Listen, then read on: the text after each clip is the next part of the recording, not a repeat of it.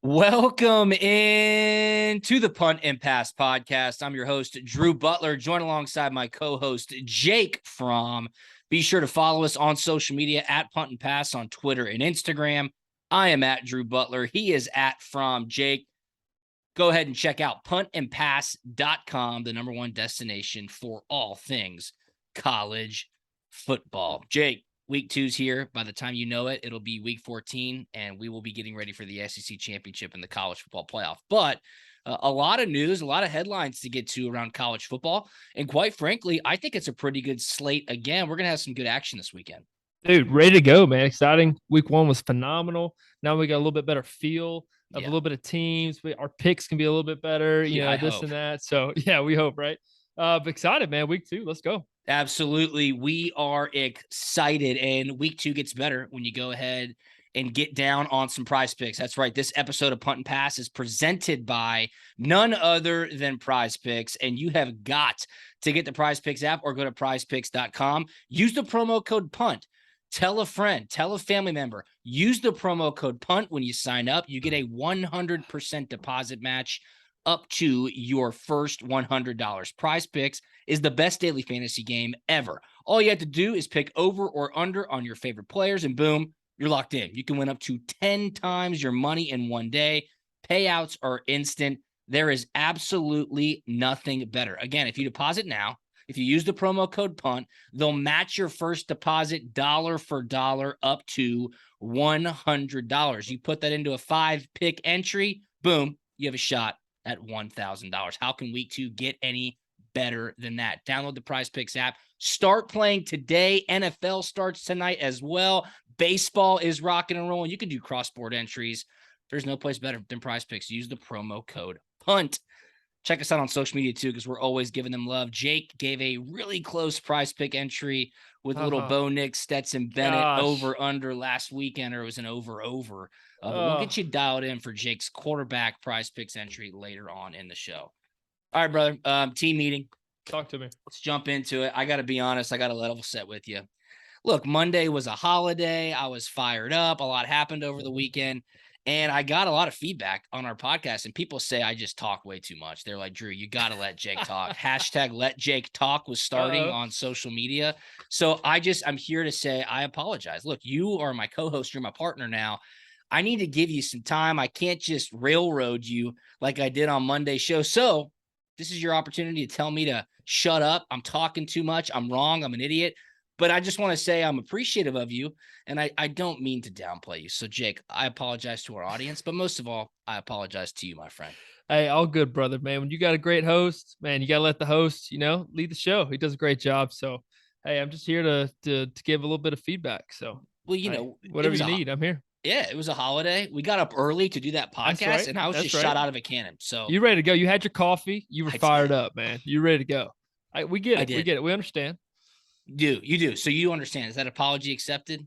Oh yeah, 100%, brother. All right. Well, I hope our audience accepts my apology as well. Well, if we're ready to go, let's go 3 and out. Let's dive straight into the top news and storylines of the week leading into week 2. So first down is going to really touch on what is going to be, or it's obviously being set up to be the game of the weekend. Number 1, Alabama heading out to Austin, Texas to take on the Texas Longhorns. College Game Day is there. I believe Fox's big noon kickoff is there. This game is on Fox. We're going to touch on it when we go inside the 5 later on in the show, but it's being built up, Jake, as a monstrous matchup, most importantly for Texas and what this program is. So Steve Sarkisian earlier on in the week downplaying the matchup, saying, look, this does not affect our season, okay? All of our goals will still be in front of us, win, lose, or draw on Saturday. Is this the right or the wrong message to the players and the fans? And Jake, I want to ask you this question. I'd love to get your thoughts, and I'll let you talk. As a quarterback, if you're Quinn Ewers and you've got your coach publicly saying like this game doesn't affect the rest of our season, which is true, do you echo that message to the locker room, or do you say, guys, we got a great opportunity on our hands? As a quarterback, I would say we have a great opportunity on our hands. However, coaches just being realistic here. You could build this game up to whatever, big name Bama versus big name Texas, but it's just not there yet. I think I mean I really don't think this is going to be a dogfight at all. I think Alabama's going to go in there, take care of business, have a nice little plane ride back, and carry on business as normal. I just don't think they're ready yet. The whole assistant going off getting a job, playing Saban. It's just not in the cards for Texas. Just don't see it happening. It's going to be a long day, I believe. Texas is young. They've got a lot of talent, and there are a lot of trends that would point to Alabama absolutely boat racing the Longhorns in Austin. A lot is being made about the home field advantage in Austin. A lot is being made about the temperature at kickoff, which is expected to be north of 95 degrees. That will not affect the Crimson Tide whatsoever. Absolutely not. Believe Nick Saban's record now against his former assistants is 26-2. And those two losses came last year to Jimbo Fisher at Texas A&M and then to Kirby Smart in the national championship game. Steve Sarkisian, obviously, was his former offensive coordinator at Alabama. Look, you went up against Nick Saban with one of his former assistants. Was that ever a talking point? Is that known within the locker room? Do you hear that type of noise? Kind of.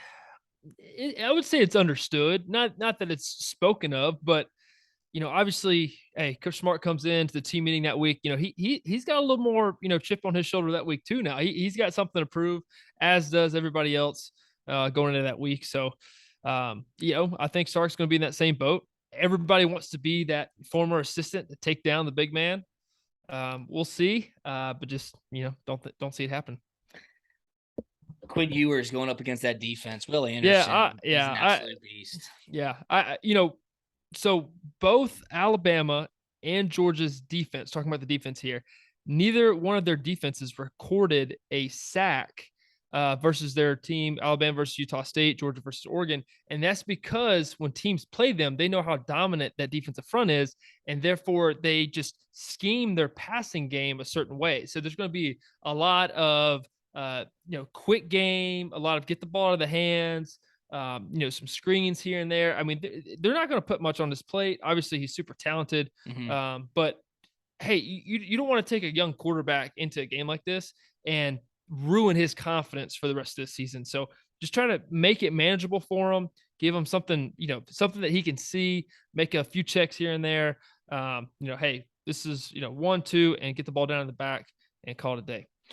Yeah, I mean, Sark obviously has a lot of familiarity with how Nick Saban's going to scheme this game up, and defensive coordinator Pete Golding. Now, you mentioned the first 15 play scripts, get some runs, get some quick games, short to intermediate passes. Alabama's going to know that that's being dialed up for the first couple of drives. Then it becomes an execution standpoint. So you said the key to that, or the goal of that, is to get the quarterback in rhythm.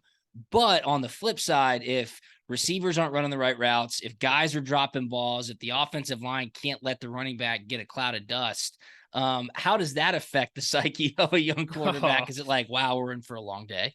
Oh yeah, you just feel like you have to do everything yourself, and man, it's tough, because you can't do it all. Football is the ultimate team game. You gotta have guys block for you. You gotta have guys catch, and just everybody has to do a certain job. And when you feel like you're doing it by yourself, it is tough. It's a lonely feeling. You never want to get that way. And wish the best for QB Ewers going out there. It's gonna be tough. Yeah, and I don't want to take Sark's comments out of context, okay? I mean, he's obviously trying to level set with his entire team, level set with the fan base. Hey, we're going up against an all-time great. And here's what he said, quote, "We don't need superhuman efforts." I mean, I might disagree. You might need some superhuman efforts. What we need is people playing to what they're capable of playing at. That takes mental focus, mental intensity, and not getting caught up in the distractions. We're not worried about game day. We're not worried about any of that. And then he just goes on to say, I think one thing we have to be careful not doing is overanalyzing and overthinking it too much. My last question to you, do you feel like you guys ever overanalyzed or overthought heading into a huge matchup against Alabama? Oh, man. You almost have to, in a preparation standpoint, right? As a preparation for myself, you stay up at night going through every single possible scenario that could happen, literally for every play. I would, for certain teams that, just for example, blitz zero. Blitz zero is a big thing, when teams bring the house. And so I would go through the entire script and say, if they bring blitz zero versus this play, what is my answer? What is my check? If I had a built-in answer, that's my built-in answer. If I had to go to a check, I knew what my check was. So, you go through, you go through all the possibilities, all the different scenarios. He's gonna stay up a little bit, this week, because it's a big game. It's a great big test for him. It's great insight. And I agree. Then it just comes down to execution and guys making plays. And as you saw last year when Alabama lost to Texas A&M, like Alabama played a horrible game and Texas A&M capitalized on every opportunity that they could. That's what it takes to beat Alabama. So best of luck to 100%. Texas. We'll touch on that game inside the 5. Great insight, Jake Fromm. Thank you very much. Let's go to second down. Let's talk about these AP poll rankings that came out a couple of days ago. A few notable moves. Georgia moves up to number 2. Alabama still number 1. Excuse me. So Georgia overtakes Ohio State. They move up to the 2 slot after dismantling Oregon, number 11 ranked Oregon, 49-3 in the Chick-fil-A Kickoff Classic game. Georgia also got 17 first place votes. So a lot of voters, I even saw Reese Davis, the host of College Game Day, who went to Alabama, said, hey, I'm putting Georgia number 1. What they did last week was really, really impressive. The other most impressive ranking jump, Jake, and I want to get your thoughts on both of these, Florida. Unranked up to number 12. Now, if this is not an overreaction, people, and again, this is not a knock on Florida, I just think we're buying a little bit too much into the hype after 60 minutes of Gator football. Look, I would have to agree with you 100%. I think it's a little too much, a little too early. We're going to find out this week, when they play Kentucky. But, Kentucky's a good football team, but they're not at Georgia. They're not in Alabama. And so, we'll see again. We'll come back to that. Georgia and Alabama, I wish they would just list it as 1A and 1B, because in my opinion, that's what it should be. I think they deserve to get a whole lot more than 17 first place votes. I don't know how many total it is, but it should at least be half, if not more. Therefore, they'd be number 1. Clemson drops. And then another one that was interesting was Utah basically stayed right there. I think they dropped, 1 spot to 13 after losing to Florida. I don't know. That's what I got. So even the media is starting to take notice of Florida, most notably over at the SEC network. Roman Harper was on the Paul Feinbaum show. Roman Harper, who does a really good job, SEC Today, SEC After Dark, or whatever that show is at night, which I think they do a really good job. Shout out to Peter Burns and Dari Noko and all those guys. But this is what he said, quote, going into the season, everybody had Kentucky above Florida. I probably did that too. But after game 1, I'm completely off that. Harper says. Florida is going to win this game, and I think they're going to win it pretty handily too. It's going to look dominant. I'm not trending toward a blowout, but it is in the swamp, and they do play better. They do play differently. He was calling Kentucky soft. He continues, but if you want to win this game, you got to stop Florida up front. Kentucky looked a little bit softer. I hate using the word softer, but they were not as physical up front running the football. You can't run for 50 yards and expect to win. So now Roman Harper already switched his complete viewpoint after one game this season. But Florida's ranked number 12 now. I mean, you mentioned it. Utah stays right there at 13. Great position for them looking forward onto the season. Now they can't mess up. Gosh, I wish I could pull this up quick enough, but I can't. I remember when I was in college, Kentucky beats Florida in the swamp. Okay. For the first time in like 20 years. Exactly. Yeah. So, I personally will get to it. I think Florida will win, but how handedly, I don't know.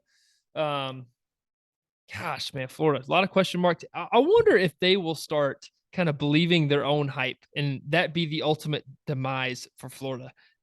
After that one rat poison. Oh yeah, after one game, just start drinking the rat poison and just off the rails from here. We'll see. They certainly could. That team was 2018. Terry Wilson was the quarterback. Benny Snell was the running back. And I believe it was a 20-plus year drought. So Kentucky's not scared. A lot of these guys have gone to Florida, and they have beaten the Gators. Mm-hmm. This could be the game of the weekend. We'll touch on it inside the 5, and I'm looking forward to that. Clemson dropped to number 5. They dropped back a spot after a little bit of a slow start against Georgia Tech Monday night. Still a lot of questions around quarterback DJ Uiagalelei. Cade Klubnik, the backup from West Texas, gets in there. And Getting a Jake, lot I of don't love know right if now. Georgia Tech's defense was just beaten and worn down at that point, but he moved the ball effectively. He looked comfortable. It always just seemed like there was a different vibe about the entire offense when he was on the field. I would put it around week 4 or 5 to when the Clemson alumni and fans are clamoring maybe for a switch at quarterback. Yeah, there's a lot of pressure on DJ. There really is, because he kind of, I would say, underperformed probably a little bit last year. Had a lot of pressure, a lot of expectations. Clemson, they like winning. They want to get back to it, and get in that Final Four and compete for national championship. So, whoever they think is going to give them the best chance to do so, I think Dabo will make a quick switch. And week 4, I don't know. I wonder who they have as a big matchup coming up. I think NC State, maybe. I'll Yeah. look that up real quick. But, DJ just doesn't look confident. He almost Yeah. looks confused out there. The game is moving very fast. He looks a little bit rattled. He pulls the ball down quick and gets outside the pocket. And it's like, what are you doing, man? Yeah. He has had a lot of pressure, and he has Yeah. not lived up to the hype. Yeah, man, that's tough. As a mindset, for him, I wonder, if he's just second guessing a lot of stuff, not trusting in himself and the scheme and in the process. And so, I mean, that's tough. It ain't a great feeling, and I think it could be a great opportunity for Cade coming up. Absolutely. In a couple weeks, in September 24th, Clemson is at Wake Forest, and then the week after that, they host NC State. So those are 2 top 25 teams as of right now. Yeah. That'll come quickly. I would not be surprised if Cade Klubnik, makes a little bit more noise. Their next 2 gains are Furman and Louisiana Tech. Yeah, Michigan jumped from 8 to 4, and this is the week where McCarthy starts, or McNamara, whichever one starts. It's McCarthy. Yeah, yeah. Michigan is a 51-point favorite against Hawaii. Continue. It's a lot of points. 51. Yeah, point favorite. Oh my gosh. Wow. So, yeah, I mean, I think for McCarthy, it'd be a great opportunity for him to play a high school football team, I guess, and get some good reps in. What more could you ask for? As a nice little warm up for you. But I saw a stat on him today where Harbaugh is claiming he runs like a sub 4.5. What? Let's see it. I'm pretty sure I saw it on Twitter today. So, yeah, we'll see it. Fast guy. Hot and heavy. Yeah. Good for him. He should have some open field to scamper out in. Hawaii looks a little rough. So we'll see if the Warriors can cover 51 points. That's quite a bit. All right, let's head to third down. I got 3 things in third down. We'll touch on them quickly. Coach O, the comments that went viral. He was at a touchdown club meeting, and obviously he was shown the door mid-season last year at LSU, just a couple of years after he won the national championship with one of the greatest college football teams of all time. You played against them, Jake. But they were talking about how it all happened, and Coach O told the guy, look, they did it the right way. I've got nothing but respect for the athletic administration. But when it was finally time, they came up to me and said, Coach, things aren't going too well. And what did he say? He goes, no shit. What? Ray Charles can see that. That was pretty funny. I got to give him credit. Man, he's hilarious. He's like, hey, Coach, we got, we owe you 17.1 and we're going to give it to you. It's like, all right, where's the door? Where do I sign? I mean, think about that. What a guy. What a national treasure Coach O is, man. He is hilarious to me. $17.1 million buyout. And when they're firing you, they're reminding you you're going to get this money. I mean, if that doesn't make you just go, hey, you know what? This was great. Love these kids. Thanks so much, everybody. I appreciate you all. Hat tip to his agent. I would assume it's Jimmy Sexton. I have no idea who it is. Yeah. But these guys, I mean, Jimmy Sexton, the racket that he's running, obviously an endearing term in this way, having the puppet strings on all the SEC coaches and being able to play them off one another and say, uh-oh, he might be going here. Wait, Coach Saban wants to talk to Texas. Hold on, Kirby's going to be available. I mean, this guy has it going on, and he gets his rip off that $17.1 million as well. It's crazy, man. There is some wild money going around, especially when you're talking about getting that money for being fired, Jake. Oh, That's a good day. Yeah. Hey, look, man, makes me think I should get into coaching. Hey, just work up enough, get one job, get you a bigger job, get fired from that job, and then go get another job, and then, hey, you are set, brother. Fail forward.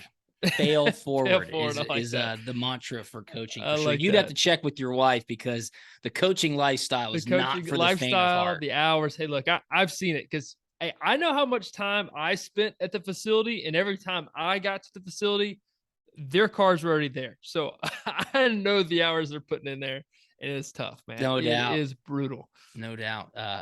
Gotta love all those coaches. There's no doubt about it. Coach O, holler at us, man. Give us a little bit of that 17.1. We will gladly make your pockets a little bit lighter. The guy who took over for him, Brian Kelly, tough start down in New Orleans for the All-State kickoff game. They lost to Florida State Sunday night, special teams catastrophes all over the place.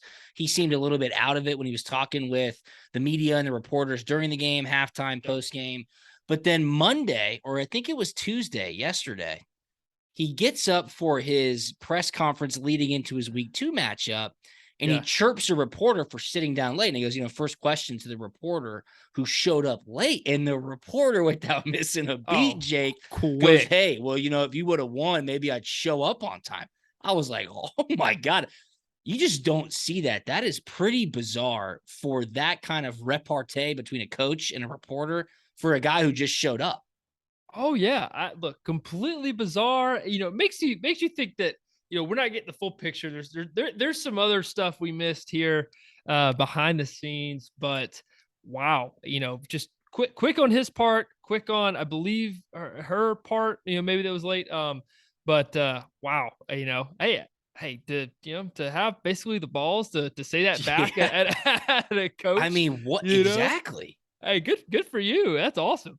And Brian Kelly, without missing a beat, he was like, I don't think winning or losing has anything to do with showing up on time. I mean, good for him for not ripping that guy's head off, because Kirby Smart, Nick Saban, first off, Claude Felton, Leland Barrow, the SIDs at Alabama would never allow for that to happen. And that precedent has been set in those press conference meeting rooms. For sure. But for the fact of that to happen and then it get picked up like that, you said it best. There's something going on down there. Something is awry between Brian Kelly to be on this kind of foot with the reporters already. He just started. It's crazy. Just started. That's crazy. Not a good look. Not a great start. Yeah, man. Respect's a two-way street. That reporter, that is interesting. We got to get a little bit more details on that. If anybody knows, please tweet at us. Absolutely. At Punt and Pass. We'd love to find out. We'd love to know. All right, before we jump inside the 5 and get to some prize picks, I guess ESPN's been listening to Punt and Pass. We've been saying there needs to be a mix-up on game day.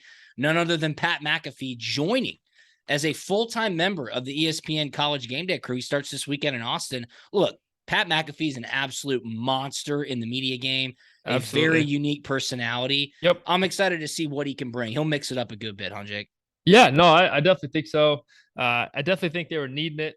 Myself watching it, sitting down, got distracted doing some other things. It could have just been myself, but hey, I think Pat McAfee's going to bring, just a different vibe. Hey, you said it best. He's just got a unique personality that only comes around ever so often. I think he can just capture a great audience, and he's just going to give us a great time watching it on Saturday morning for sure. If I was at ESPN, there is one thing that I'd do with Pat McAfee on game day. I would give him a microphone and get the hell out of the way. I'd say, dude, do whatever you want to do. I trust you. You're well seasoned enough. You're well versed enough to know what you can and can't do. Do not try to bottle this guy up. Let him run free. And I'll be interested to see if they do that, because if they do, it'll be great television. And I think it'll be the bump that College Game Day needs. Yeah, there's always so many just people and that can hold and capture an audience's attention for such a long time, because he has his show and it's a 2-3 hour show. I mean, they let it rip, man. I mean, it's just a full on, no edits, no cuts, and it's just going. And so he's well equipped for it, and I think he's going to do great. You're so right. I never even thought of that. I mean, I watch it sometimes in the office, but when you put on the Pat McAfee show, there's no commercial breaks, dude. He goes for 3 hours. Going. Props to him. He is a beast. I think he'll do really well. And again, do not put the harness on this guy. Let him run free. I'm sure there's some like hunting or outdoor metaphor that I'm missing here, but that's what they need to do. Just Well, I was let him just go gonna into the say, wild. just let him jump off the top rope like he does on his WWE stuff. There you go. That's Yeah. absolutely perfect. I will jump off the top rope if I hit my prize picks entry this week, and I'm going to post a bunch on social media at Drew Butler, at From Jake, at Punt and Pass on Twitter and Instagram. Follow them as well at Prize Picks. Download the Prize Picks app, prizepicks.com. Please use the promo code PUNT. Do it yourself. Tell all your family. Tell all your friends. Spread the love. 100% deposit match up to your first $100 at PrizePicks, prizepicks.com, promo code PUNT. Jake, we were talking before the show, and I was like, dude, we need to get like a 3 to 4 pick entry of quarterbacks each week. Stamp of approval by Jake Fromm. We had a rough week on our picks last week. That will change here in a couple minutes when we go inside the 5, but you're getting the hang of it. Yep. You've got your Prize Picks app. You used the promo code PUNT when you downloaded it. I'm ready. And we've got a couple of really good matchups this weekend. Alabama, Texas, of course. I like the Florida, Kentucky game at night. That's going to be phenomenal. So let's go ahead and look at the quarterbacks in these two matchups. Bryce Young, defending Heisman Trophy winner. He is projected right now for 327.5 passing yards against this young Texas defense. Dude, I like it. I think there's going to be just a chip on his shoulder, a chip on their shoulder from both sides. Texas is going to like it, and Bryce Young as well. He didn't have as many passing yards in that first game versus Utah State. Did a lot more stuff with his legs. I like him in the over on this one. I think he's going to try to put it to him. Over 327.5 passing yards, Jake Fromm says for Bryce Young. I like that as well. I mean, I think Nick Saban's going to know strengths and weaknesses. This is not Utah State. They obviously had a great game plan.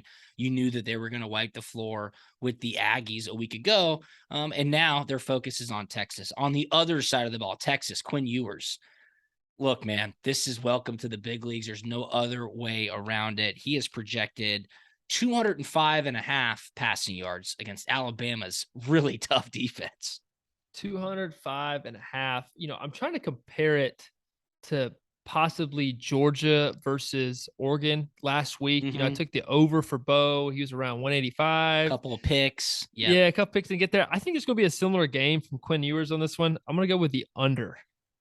Under Quinn Ewers, 205.5 passing yards. I like that thought process too. Think about what Georgia did to Oregon. It's gonna be tough. It's gonna be short, intermediate game. Obviously, Sark's he's gonna know schematically how the defense adjusted. Obviously, you would have thought Dan Lanning would, have done a little bit more offensively as well.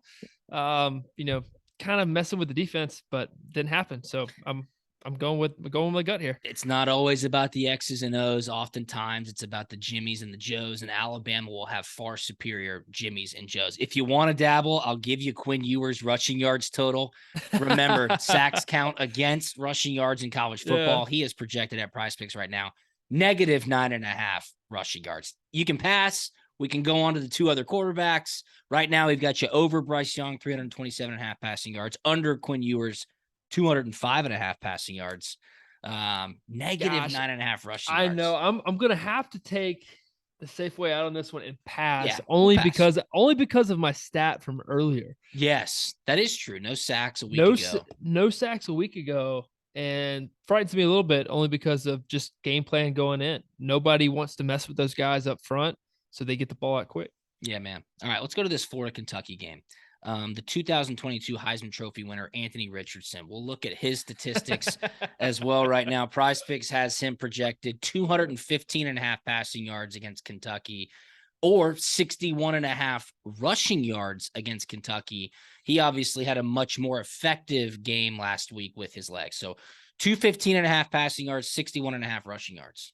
Ooh, can I take either one? Yeah. We're building your entry here. This is the Jake Fromm quarterback Prize Picks entry of the week. I'm going to feel better about the over on the 61 rushing yards. Okay. Awesome. Yeah. That's what I'm feeling. I have no idea what their plan will be with Kentucky. I just know it's going to be a physical game, and I feel like he's going to want to take matters in his own hands. And I feel like he's going to probably do a little bit more scrambling, a little more designed QB runs. That's what I'm feeling. Yeah, I mean, again, going back to last week, that 2-point conversion, the spin-off, the open receiver in the corner, like that was a great play. Oh, yeah. Now I'm listening to people when they're talking about Billy Napier, like, oh my God, what a great hire. Again, people, this is not me hating on Florida. It's one game. Let's chill out. Like, Billy Napier should never beat a top 10 team in his first season. I'm like, people, Utah was about to win and Cam Rising threw a horrible pick in the end zone. They were going to win and cover. Oh, yeah. Just chill. Golly. Had it in the bag. I do think Coach Napier was a fantastic hire for I'm not them. saying he wasn't. Yep. I know you're not saying he wasn't, but it may be a little too early, too soon. Yeah, you know Coach Napier. I mean, he recruited you at Alabama, right? I mean, the whole deal. Funny, I don't want to get sidetracked on this, but let's get sidetracked. I need to get sidetracked. Funny story to take us back here. Earlier this spring, I'm doing a mini camp up in Cleveland with the Cleveland Browns. And guess who was there? Lo and Deshaun Watson. He wasn't there yet, was he? No, he wasn't there yet. It was Billy Napier. It was Coach Napier. Okay, yeah, cool. Coach Napier and his offensive coordinator, I believe. They were up there, and just how coaches do. They mingle, they go, share ideas, they learn. Anyway, had lunch with him, and awesome. He was great. Yeah, I got to catch up a little bit. Was he just talking about, was it more so catching up on life? Was he talking about how crazy his new gig is at Florida, recruiting, any of that stuff? Or was it just, hey, I mean, you guys have known each other for a long time? Yeah, kind of a little bit above. Kind of went back. He was at Alabama when I was recruited there, receivers coach.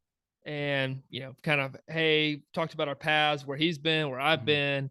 And we kind of got into talking about the, to coach or not to coach, for myself. Yeah. Hey, what am I going to do post football? And, just kind of giving his insight on coaching. Did you tell him podcasting?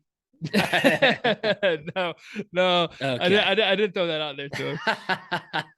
He might have looked at you a little silly if you'd have told him that back in the spring. All right. So we're building. That's a great insight right there. Look at that. Jake Fromm and Billy Napier cutting it up over lunch in Cleveland, Ohio.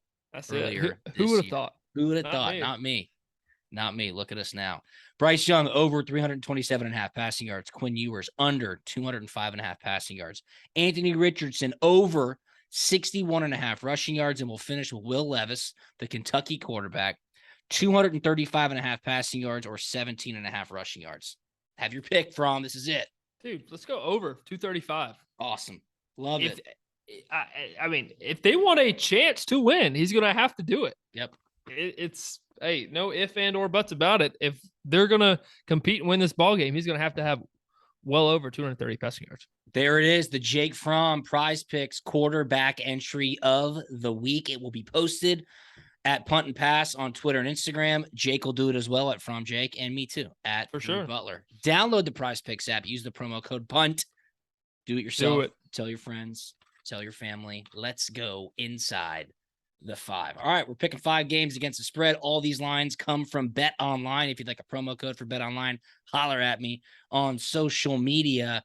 Look, people, I went 0-5 last week. There's no other way to cut it. 0-5 against the spread. It was horrible. Could I have been 5-0? Of course. Jake went 1-4, so he's better than me. It was tough. Look, it's week 1. We're learning. Tough. We are. We're learning. We're getting better. To that point, on Monday night, I'm like, look, I'm 0-5. I might as well tweet out a pick, see what happens. I tweeted out, take this for what it's worth. I am 0-5.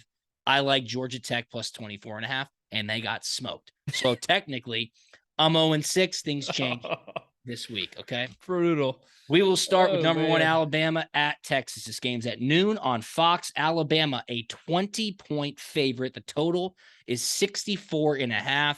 We talked about all the trends earlier on first down. Nick Saban, 26-2 against his former assistants. Sark downplaying the game and the kind of consequences of matching up against Alabama.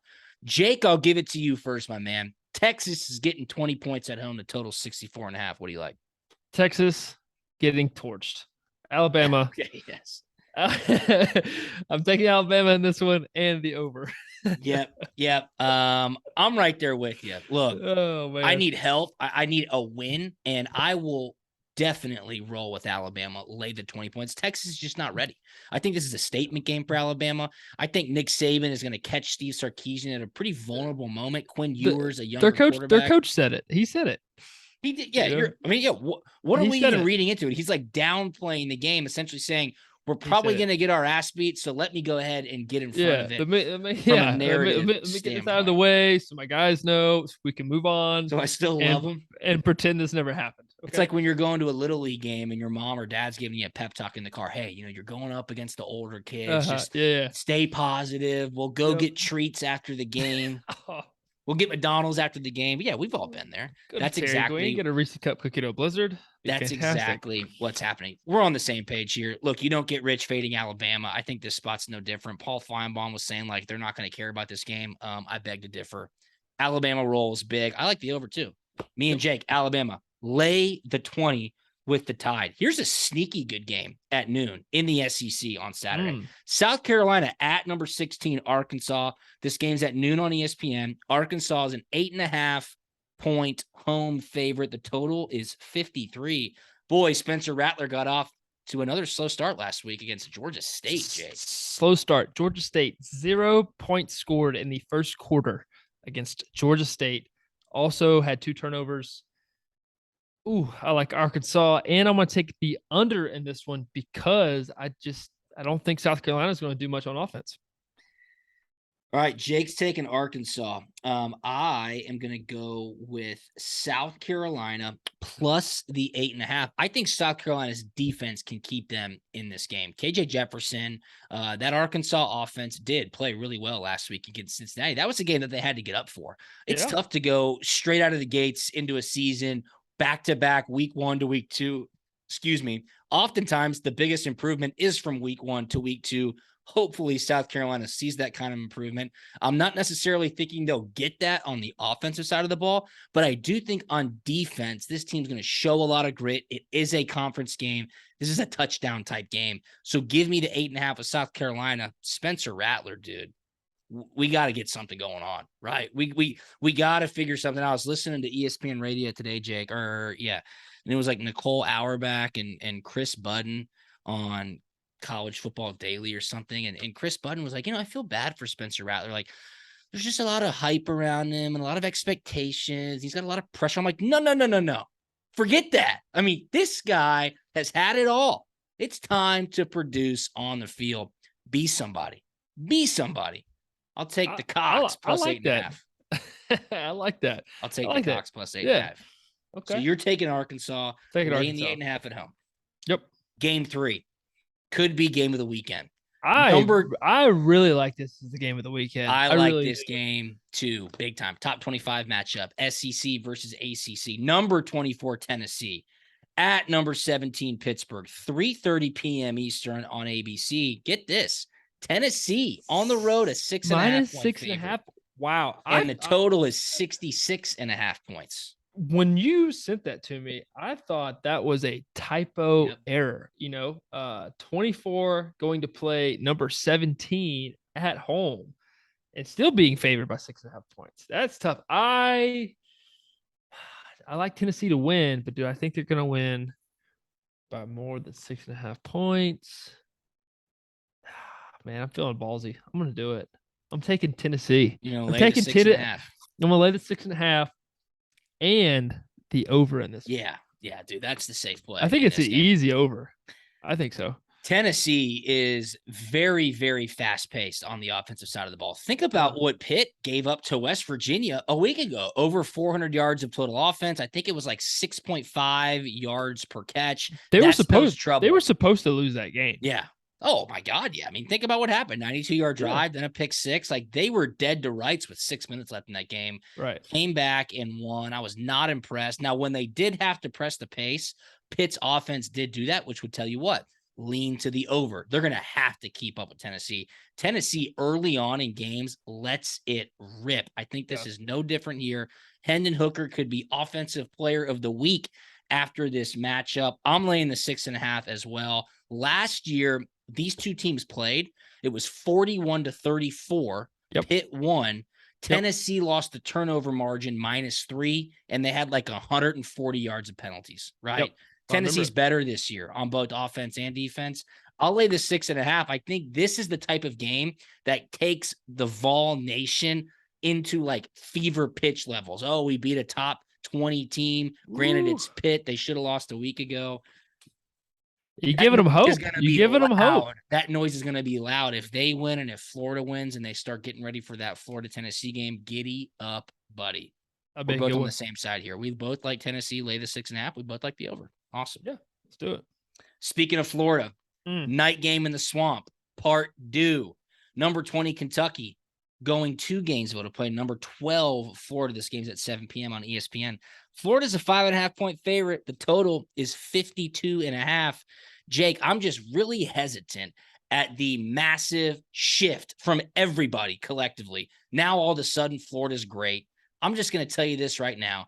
Give me the 5.5 points with Kentucky. Ooh. And I don't like Kentucky. If you've listened to this podcast in the past, people know that ain't my team. I'll take the points here. I think this is going to be a nail biter. Man, I agree with you. I respect that. I really do. Man, 5.5. This is kind of tough for me. I do have to make a decision though. Let's go against the grain. Let's do something opposite of what you did. I'm going to take Florida in this one, but I do think it'll be a safe bet. I'm 0-5, 0-6. So. just go opposite of whatever you do, and I'll be all right. Yeah, I'm going to take Florida this one. I do think it'll be a close game, however. But I guess I think they cover. Now I know.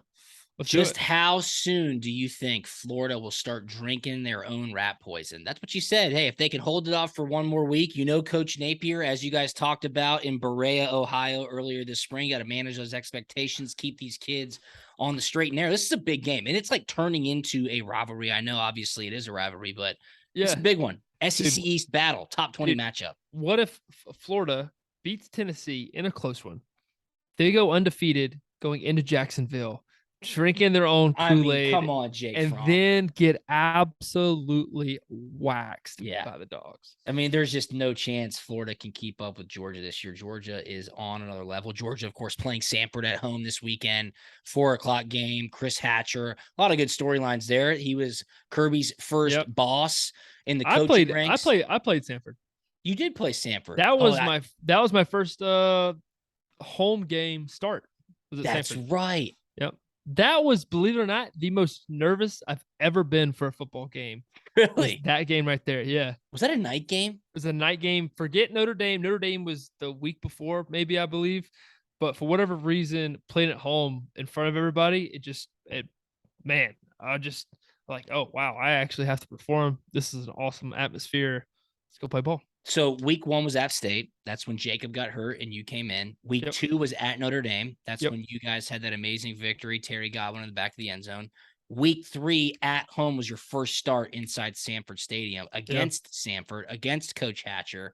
And that was the most nervous you've ever been. I believe it. That's a good story. Yeah, because you're supposed to play well, At Notre Dame, hey, if I played well, great. If I didn't, he's a freshman going into Notre Dame. It's kind of a win-win, Yeah. But the Sanford game had to play well. So that's awesome. I remember being at that game too. I was on the sideline pregame talking to Coach Cavan. I love Coach Mike Cavan. Absolute legend at Georgia. And he is cut from the exact same cloth as like Larry Munson. And I'm talking from a pessimistic nature heading into a Georgia game. Now, also, Coach Cavan was the head coach at Valdosta State. He knows Chris Hatcher really, really well, who was at Valdosta State also, who hired Kirby Smart. So Hatcher's the head coach at Samford. Georgia had just beaten Notre Dame. And I'm talking to Coach Cavan pregame, and I'm like, Coach, what's up, man? What do you think? He's like, man, I'll tell you what. Samford's good, man. I mean, they got a great pass game. Their offense is legit. I look at him, I go, are you serious right now? He's like, I'm just telling you, we got to be ready. We got to be ready. I go, Coach, if we don't beat these guys by 50, we stink. And of course, you guys rolled like massively, but it's how those coaches are wired, man. They are, man. They are. It's different. Right there. Yeah. All right. We're both, I'm on Kentucky plus the 5.5. You like Florida minus 5.5. Last one. We're having fun. We're having a great time. Let's go to the Saturday night football game. It's a Pac-12 matchup. Number 10, USC, that's Southern Cal, of course, heading out to Palo Alto to take on Stanford. This game's at 7:30 p.m. on ABC. USC, only a 9-point favorite. The total, 67.5. That seems way high. I like Stanford at home. Give me the 9 points. David Shaw is going to take the air out of the football, slow this game down to a snail's pace. They will obviously try to keep everything in front of them, block and tackle as they can. How can they contain Jordan Addison? I think they certainly will scheme that up on the defensive backfield. Frustrate Caleb Williams. He's going to try to throw for 500 yards. I cannot believe this total is 67.5. Tanner McKee, Stanford's quarterback, pretty good QB. EJ Smith, Emmitt Smith's son, pretty good running back. Look, ball control, snail's pace. Don't turn the ball over. Watch out, USC. Crazier things have happened. Give me the 9 points with Stanford. Agree with you on the under. I do think 67.5 is really high. But I mean, come on, man. USC going to play Stanford. Come on, give me USC all day long. Okay. I'm gonna take it. I love it. Just go against Drew Go against Butler. DB. There you go. Cash it You'll out. be okay. Awesome. I think that'll be a great game to watch later on. Perfect to get the dual screens going. Kentucky and Florida, and then SC and Stanford. See what the Trojans are all about. Week 2's here, man. I'm fired up. What about you? Anything on the docket for this weekend? What y'all up to?